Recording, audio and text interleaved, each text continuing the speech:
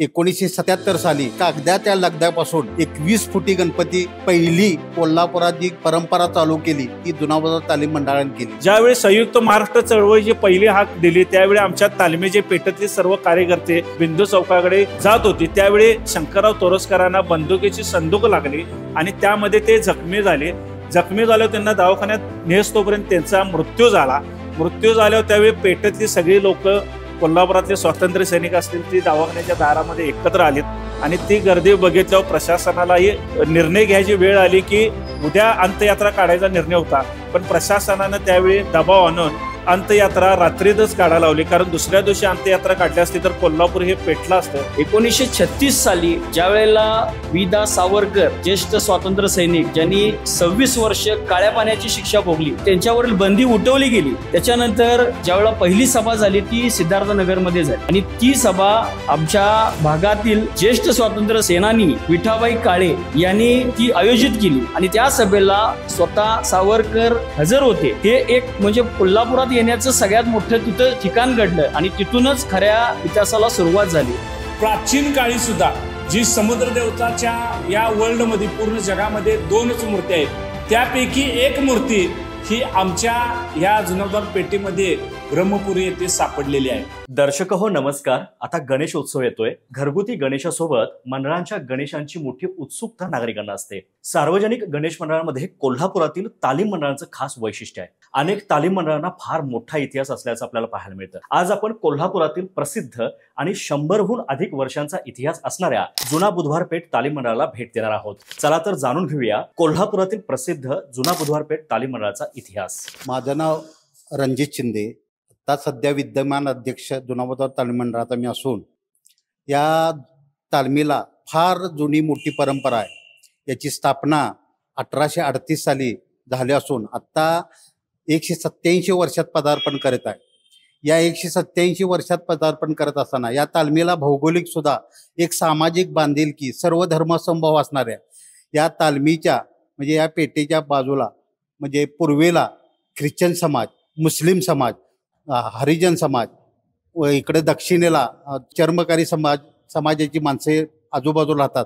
म्हणजे सर्व धर्म असणारी आणि कोल्हापुरातली सर्वात जुनी तालीम म्हणलं तर वावगं ठरणार नाही, कारण याचा रजिस्ट्रेशन नंबर जो आहे धर्मादायचा फक्त 6 नंबर आहे। या तालमीचे पहिले चित्रकार जे म्हणजे शाहू महाराजांच्या काळात दत्तोबा दळवी चित्रकार होते, ज्यांनी आंबेडकर आणि शाहू महाराजांची भेट घालून दिली ते दत्तोबा दळवी ह्या पेठेतले सुपुत्र। त्यानंतर या जिवंतपणी डॉक्टर बाबासाहेब आंबेडकरांचा बिंदू चौकातला जो पुतळा केलेला आहे तो पुतळा जो केला तो चव्हाण म्हणून आमच्यातले शिल्पकार त्यांनी तो तयार केलेला आहे। तसेच प्रभाकर पंचीकर यांना तो मी नवेसाठी फिरता रंगमंच हवा होता, तो रंगमंच तयार करण्याचं काम आमच्यातील शामराव मकाजी साळोके यांनी केला। या तालमीमध्ये 1977 साली जे आता इको फ्रेंडली म्हणजे कन्सेप्ट आलेले आहे की प्लॅस्टर पासून वगैरे करू नये, पण त्यावेळेला आमच्यातले बुधवार पेठेतले कलाकार आदिनाथ बनगे यांनी कागदाच्या लगद्यापासून 21 फुटी गणपती पहिली कोल्हापुरात जी परंपरा चालू केली ती जुना बाजार तालीम मंडळाने केली आणि अजूनही आमच्या 21 फुटाची परंपरा चालू आहे। धार्मिक कार्य करत असताना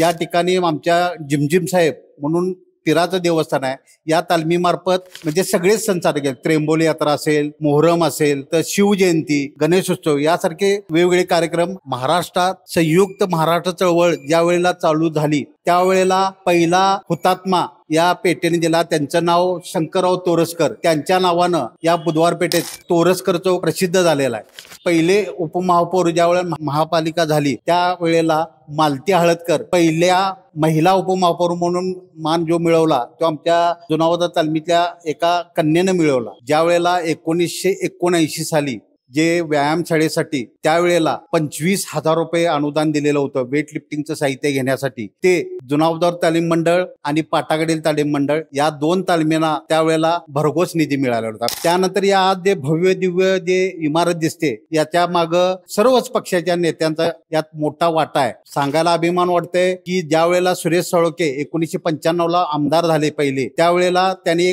आमची एक जुन्या पद्धतीची तालीम कौलारू होती त्या तालमीला निधी मिळावा करावा, शासनाकडून एक जुन्या तालमीला काहीतरी फंड मिळावा असे एक त्यांनी प्रस्ताव मांडून तो प्रस्ताव मान्य करून महाराष्ट्र शासनाने दिला आणि त्याचा पहिला जे तालीम मंडळांना जे अनुदान मिळण्याचा पहिला मान जुनावदार तालीम मंडळाला मिळालं हे मला अभिमानानं सांगावं वाटते. त्यानंतर मालोजी राजेंनी आमच्या तालमीसाठी ह्या वास्तूसाठी अनुदान दिलं. माननीय राजेश क्षीरसागर विद्यमान आमदार त्यांनी 2 वेळा आमच्या तालमीसाठी अनुदान दिलं. तसेच माजी आमदार जयश्रीताई जाधव यांनी स्वतःच्या निधीतून, शासकीय नव्हे स्वतःच्या देणगीतून 25 लाख रुपये निधी दिला. हे आम्हाला त्याबद्दल त्यांचं अभिनंदन करावं किंवा आभार मानावं तितके थोडंच आहे. यामुळे हे वास्तू झालेलं आहे. ही शिल्प ज्या वेळेला आम्ही केलेली आहे त्यावेळेला दळवी जाड्स म्हणजे आमच्या गल्लीतले जे दळवी जाड दत्तोबा दळवींचे पंतू ते अजय दळवी यांच्या संकल्पनेतून आणि किशोर पाटील हे आमच्या पेठेतील आर्किटेक्चर यांनी हे डिझाईन तयार केलं. या गोष्टीसाठी आमच्या तालमीच्या इंजिनियर संतोष भोसले यांचं अनमोल सहकार्य लावलं. पेठेतील सर्वच नागरिकांचं आणि राजकीय पक्षांचं हे अनुदान किंवा प्रेम आणि तरुणांचे ताकद आणि जुन्यांचा अनुभव याच्यावर ही शिल्प बसलेली आहे. ही तालीम पूर्णपणे सामाजिक बांधिलकीनं काम करणारी असून यात हे मला सांगावं अभिमानानं वाटतंय. मी सुशील भांदेगिरे या जुनावदार तालमीचा संचालक. आज जुनावदार पेठेबद्दल ज्यावेळी आपण माहिती गोळा करत असतोय त्यावेळी जुनावदार पेठेचा खरा इतिहास आपण या ठिकाणी महत्त्वाचा जाणून घेतला पाहिजे. आज जुनावदार पेठ ही कशी वसली तर ज्यावेळी शहरं गावं जी तयार झालीत त्यामध्ये नदीकाठाला जे पहिलं गाव तयार झालं ते म्हणजे जुनावदार पेठ. कारण कोल्हापूर शहराची वस्ती आणि सुरुवात ही जुनावदार पेठेतनं झालेली आहे. आता या जुनावदार पेठेमध्ये तुम्ही बघायला गेला तर मुळामध्ये ब्रह्मपुरी म्हणून टेकडे आहे आपल्या इथं. या ब्रह्मपुरी टेकडीला एक खूप इतिहास मोठा आहे.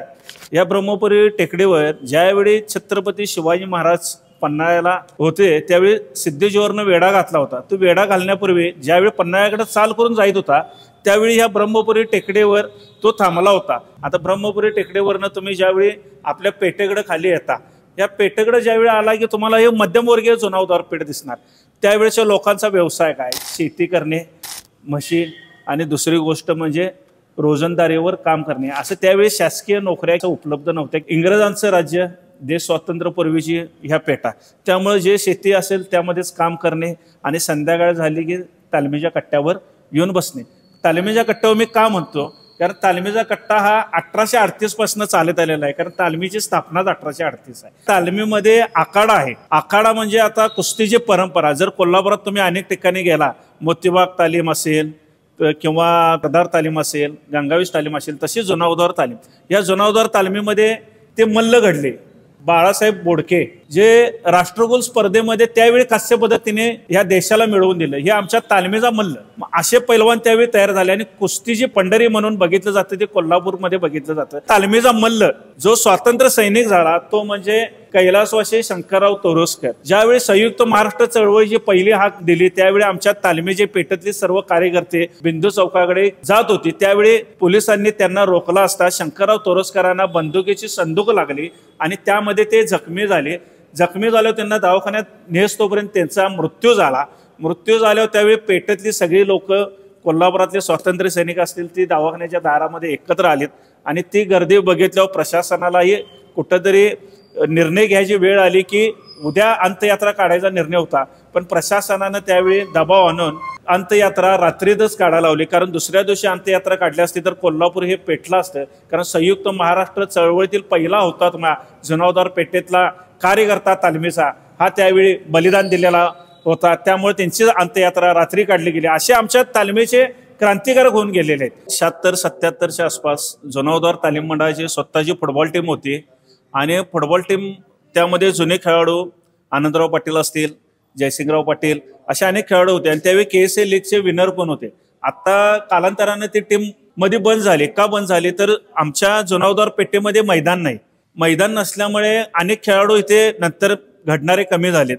बाहेर मग दुधाळी मैदान आहे, गांधी मैदान आहे, या ठिकाणी ह्या पेठेतल्या मुलांना जायची पाळी आली.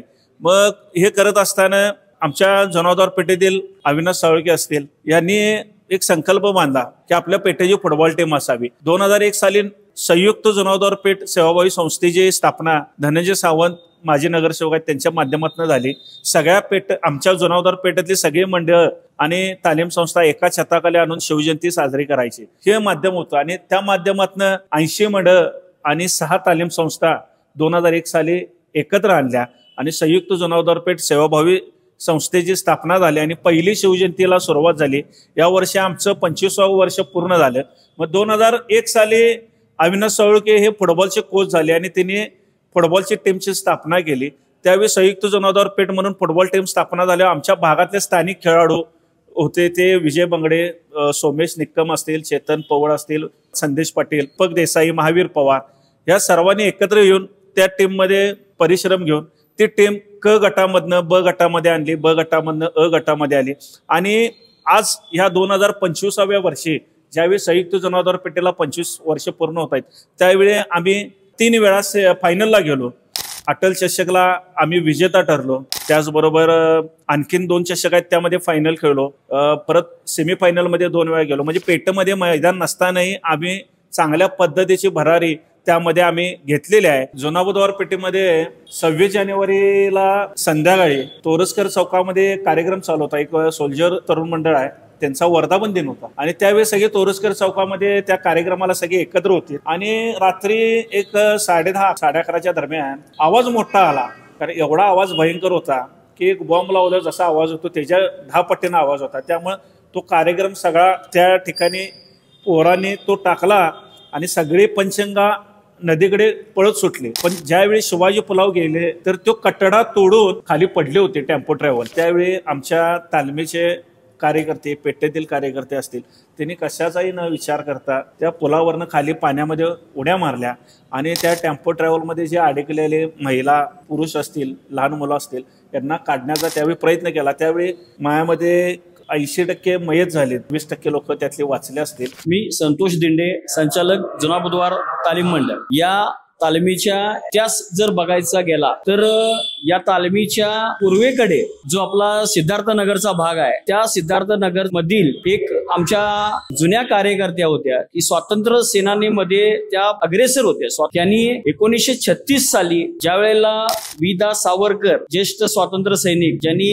26 वर्ष काळ्या पाण्याची शिक्षा भोगली त्यांच्या सुटकेवर किंवा त्यांच्यावरील बंदी उठवली गेली. त्याच्यानंतर यांनी पहिल्यांदा ज्यावेळेला पहिली सभा झाली ती सिद्धार्थनगर मध्ये झाली आणि ती सभा आमच्या भागातील ज्येष्ठ स्वातंत्र्य सेनानी विठाबाई काळे यांनी ती आयोजित केली आणि त्या सभेला स्वतः सावरकर हजर होते. हे एक म्हणजे कोल्हापुरात येण्याचं सगळ्यात मोठं तिथं ठिकाण घडलं आणि तिथूनच खऱ्या इतिहासाला सुरुवात झाली. या लढ्यातल्या ज्या विठाबाई काळे आहेत त्यांची पूर्वज आणि त्यांच्यानंतरचे सगळे हे जुनाबुधवार तालमीचे कार्यकर्ते आहेत. याचा आम्हाला स्वार्थ अभिमान आहे की आमच्या पेठेत नुसतं स्वातंत्र्य सैनिक घडले नाही तर त्याच्या बरोबरीनं स्वातंत्र्य सैन्यामध्ये स्वातंत्र्य लढ्यामध्ये महिलांचाही तितकाच सहभाग होता. दुसरा एक मुद्दा असा आहे की ज्या वेळेला विल्सनचा पुतळा जिथं छत्रपती शिवाजी महाराजांचा आता जो शिवाजी चौकामध्ये पुतळा उभा आहे त्याच्या अगोदर तिथं विल्सनचा पुतळा उभा होता आणि तो पुतळा आपल्या भागातील जयाबाई